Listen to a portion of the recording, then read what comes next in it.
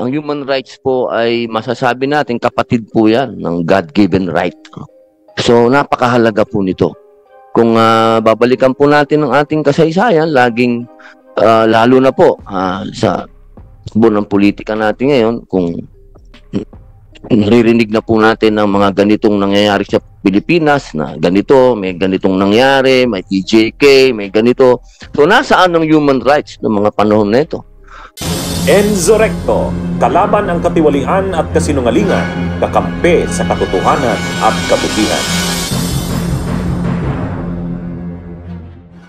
Parang tanga lang itong si Robin Padilla. Biruin mo nagtatanong kung nasaan daw yung presensya ng human right noong panahon ng pamamayagpag ng IJK sa Administrasyong Duterte. Hay naku! Nakakatawang marinig na galing pa mismo sa bibig nitong si Robin itong mga katanungan na ito.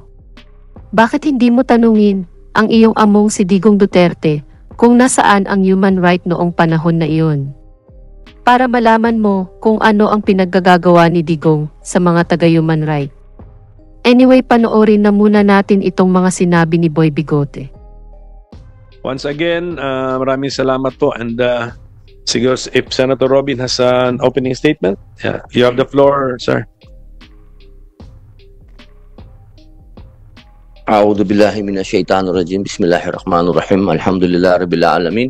Bismillahi wassalatu wassalamu ala rasulillahi. Assalamualaikum warahmatullahi wabarakatuh. Pagbati po ng kapayapaan, una po sa amin pong Professor Senator Pimentel, sa amin pong tinuturing na teacher namin dito sa Senado, at sa inyo pong lahat na aming panauhin.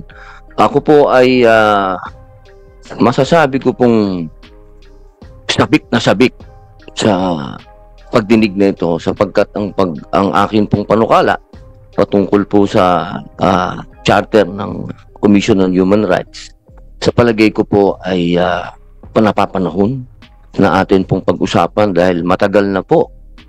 Masasabi po natin na medyo 1987 po ba? Tama po ba ako? Ang inyong charter. Ngayon po 2025 na.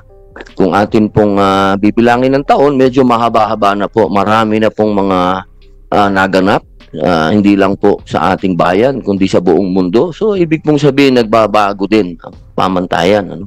Kung ano yung mga level sa pinag-uusapan po natin ang human rights. Ang human rights po ay masasabi natin kapatid po yan ng God-given right. So, napakahalaga po nito. Kung babalikan po natin ang ating kasaysayan, laging lalo na po sa buong politika natin ngayon, kung naririnig na po natin ng mga ganitong nangyayari sa Pilipinas, na ganito, may ganitong nangyari, may PJK, may ganito. So nasaan ang human rights ng mga panahon na ito? At nung mga nangyari po sa Davao din, nung mga nakaraan na masasabi natin na mayroong mga karapatan na nasadlak. So, nasaan ang human rights? So, ang tinatanong po natin, ito ba ang dahilan para bigyan natin sila ng karagdagang kapangyarihan para sa panahon nito ay makasabay ang human rights? Kasi po sa mga panahon dati, nung bata pa ako, at siguro naman ang iba dito ay parang anak ko na o ate ko na o kaedad ko, naramdaman natin talaga na may kapangyarihan ng human rights.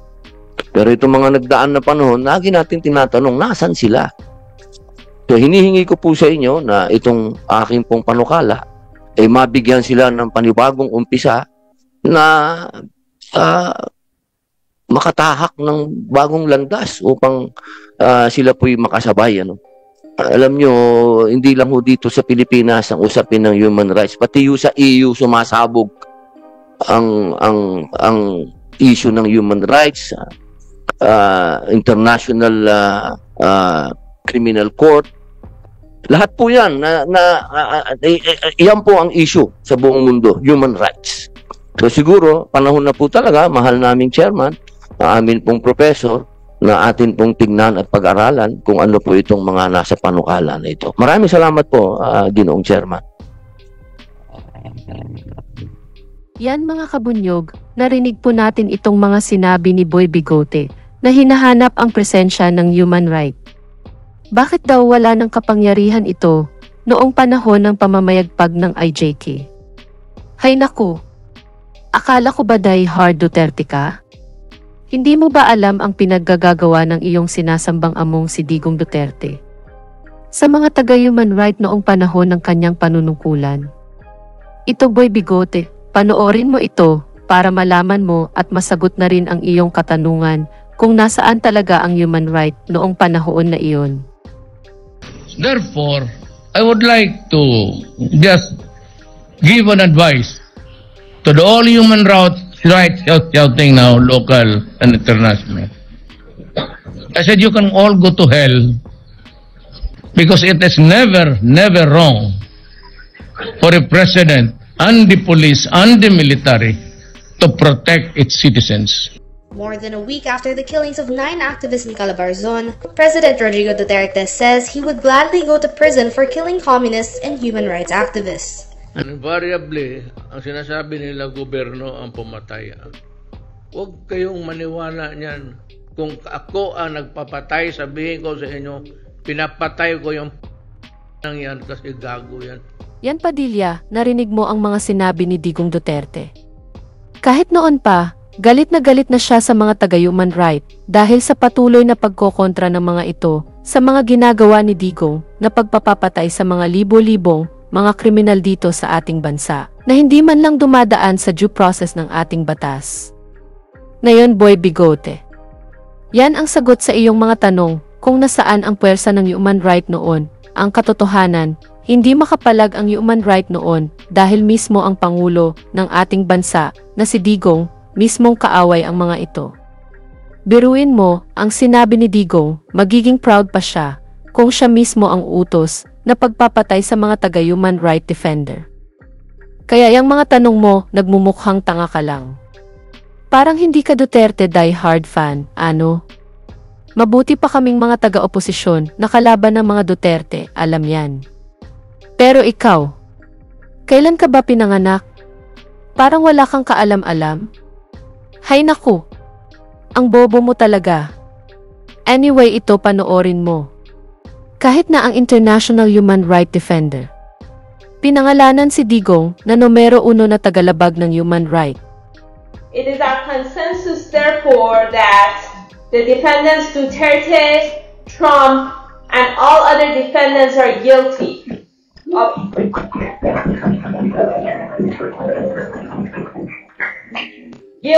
all the charges as specified in the indictment, and as such, they are accountable for crimes against humanity, war crimes, and violations of law and legal instruments referred to in this indictment.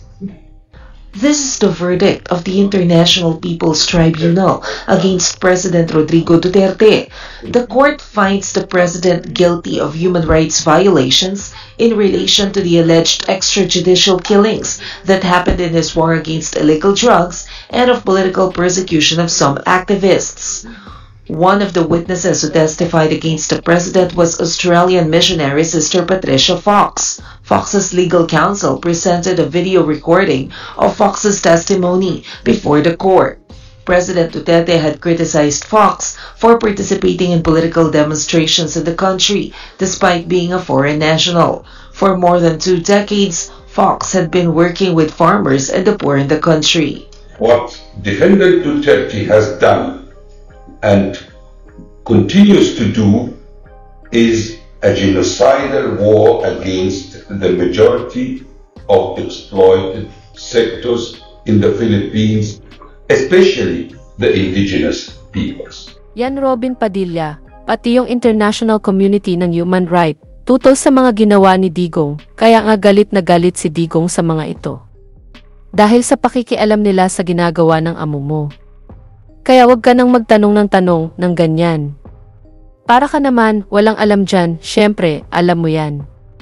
Dahil sanggang dikit kayo, di ba? At kung sakali maging presidente si Sara, na wag naman sanang mangyari iyon. Ulitin lang niya ang ginawa ng kanyang ama.